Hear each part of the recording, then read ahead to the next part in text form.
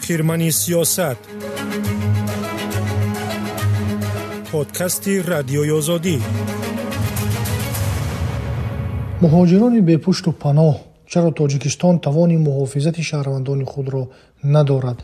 پادکست رادیوی آزادی را میشنوید و من خورسند خرمов هستم.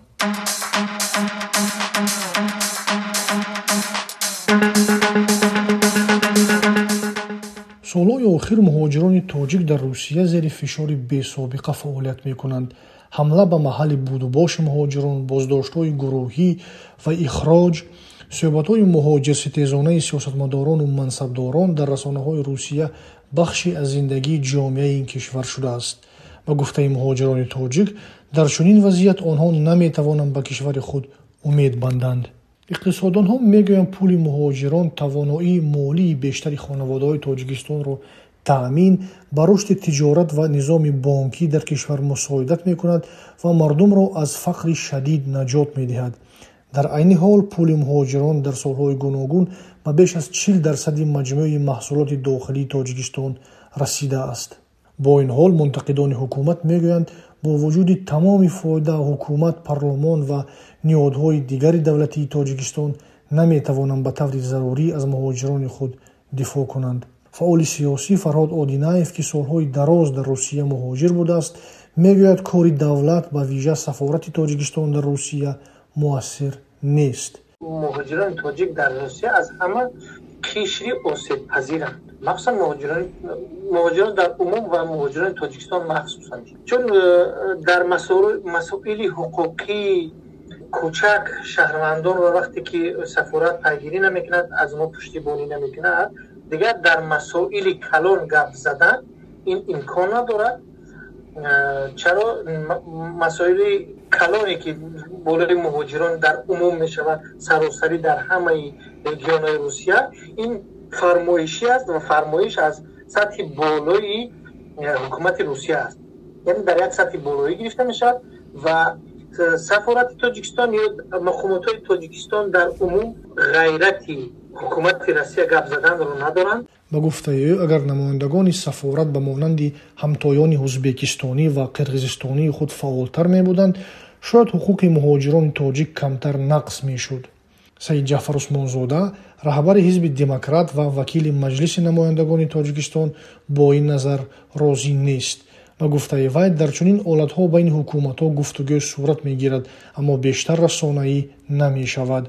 ما همین برای چه اوضاع ترویج کنیم، همین برای چه میدود فقان در تمام رسانه‌ها دیگر کنیم، همین با واسطه مثلا سازمان‌های هست که همکاری بین پارلمان روسیه و تاجیکستان است.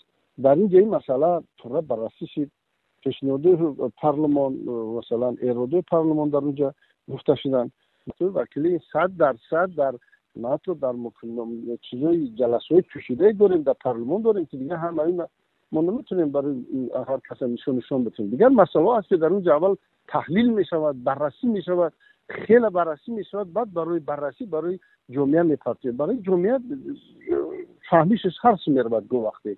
این نماینده مجلس باور دارد که افزایش نظارت مقامات روسیه قابل درک است، زیرا این کشور در حالت جنگ قرار دارد و تلاش میکنند تا تهدید تروریسم و افراطگرایی را کاهش بدهد.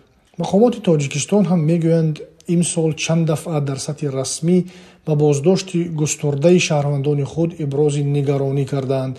رمضان رحیمزاده، وزیر کارهای داخلی، ماه می همین سال از همتای روس خود ولادیمیر کالاکولتسوف خواست تا نظارت پرونده آزار و اذیت دانشجویان تاجیک از سوی مقامات انتظامی زیر نظارت خود بگیرد. بعداً وزارت امور خارجه تاجیکستان سیمون گریگوروف، سفیر روسیه در تاجیکستان را احضار کرد و نسبت به بازداشت گسترده شهروندان تاجیکستان ابراز نگرانی کرد. امام علی رحمان، رئیس جمهور تاجیکستان، پیوسته ضمن دیدارها با نمایندگان رسمی روسیه خواستار عفو و ساده‌سازی قانون‌های بود و باش برای شهروندان تاجیکستان می‌شود. бо вуҷуди ин фишор ба муҳоҷирон ва шадид кардани назорат нисбати онҳо дар қаламрави Русия бештар мешавад. бахусус пас аз он ки дар моҳи октябри соли 2022 шӯрои амнияти Русия ислоҳи сиёсати муҳоҷират ва ниёз ба ташдиди назорат бар муҳоҷиронро эълон кард.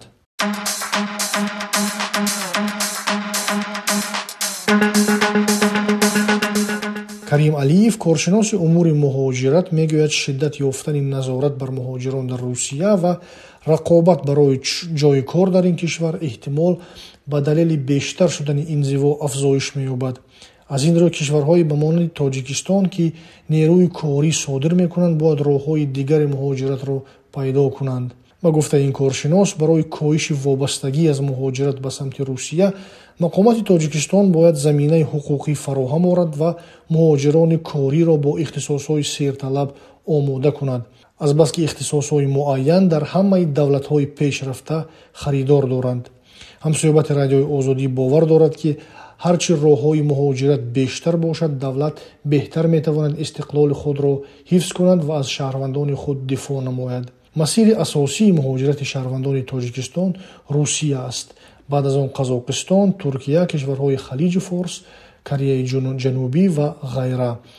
дар солҳои ахир муҳоҷирони мавсимӣ ба Бритониё низ мераванд ки низоми муҳоҷирати он хуб арзёбӣ мешавад.